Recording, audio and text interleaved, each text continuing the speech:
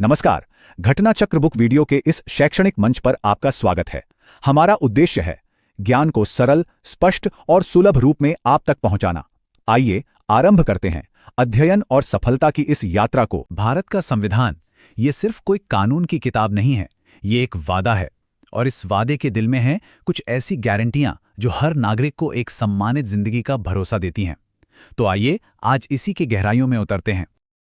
लेकिन आखिर कोई भी संविधान अपने नागरिकों को क्या गारंटी देता है, क्या आश्वासन देता है? ये एक ऐसा सवाल है जो हर लोकतंत्र की नींव में होता है। और इस सवाल का जवाब हमें मिलता है भारतीय संविधान के एक बहुत ही खास हिस्से में, जिसे कहते हैं भारत का अधिकार पत्र। जी हां, हम बात कर रहे हैं मौलिक अधिकारों की।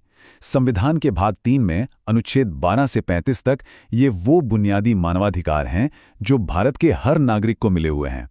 एक तरह से सोचिए तो ये सरकार की ताकत पर एक लगाम की तरह है और हम सबके लिए एक सुरक्षा कवच का काम करते हैं। और जानते हैं, इन अधिकारों का महत्व इतना ज्यादा है कि इन्हें भारत का अधिकार पत्र या मैग्ना कार्टा ऑफ इंडिया भी कहा जाता है। ये नाम अपने आप में ही इनकी ताकत और हमारे लोकतंत्र में इनकी जगह को बयां कर देता है।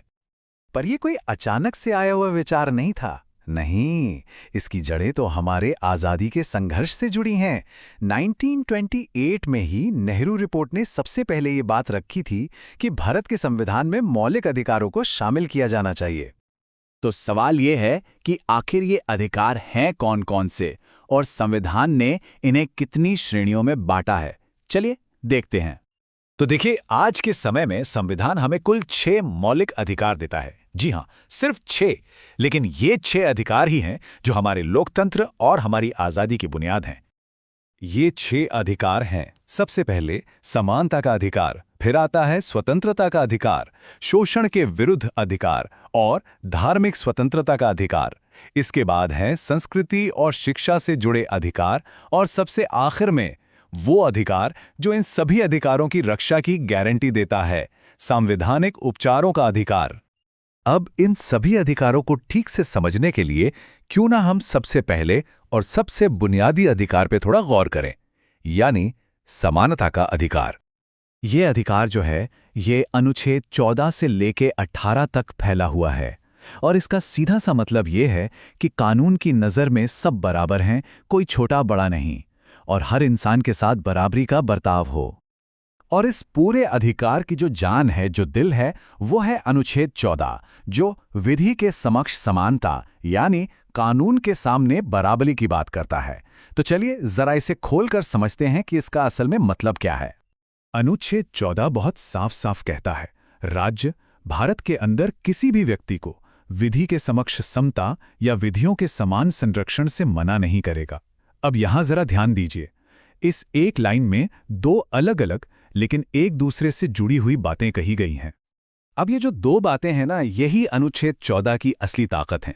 देखिए, पहला है विधि के समक्ष समता। ये एक ब्रिटिश विचार है, ये एक नेगेटिव कॉन्सेप्ट है जिसका मतलब बस इतना है कि कानून के सामने कोई खास नहीं है, किसी को कोई विशेष छूट नहीं मिलेगी, कानून सबसे ऊपर है। और दूसरा है विधियों के समान संरक्षण। ये अमेरिकी संविधान से लिया गया एक पॉजिटिव विचार है। इसका मतलब है कि एक जैसी परिस्थिति में रहने वाले लोगों के साथ एक जैसा ही कानूनी बर्ताव होगा। इसको ऐसे समझिए, विधि के समक्ष समता का मतलब है कि अगर कोई मंत्री और एक आम नागरिक दोनों रेड लाइट तोड़ते हैं तो सजा दोनों के लिए एक ही होगी। और विधियों के समान संरक्षण का मतलब है कि सरकार ऐसा कोई कानून नहीं बना सकती जो सिर्फ एक राज्य के किसानों पर तो लागू हो, पर दूसरे राज्य के किसानों को उसी हालत में छूट दे दे। मतलब समान परिस्थिति तो समान कानून। तो हमने मौलिक अधिकारों की नींव को समझा और खास तौर पर समानता के अधिकार की बारीकी को देखा।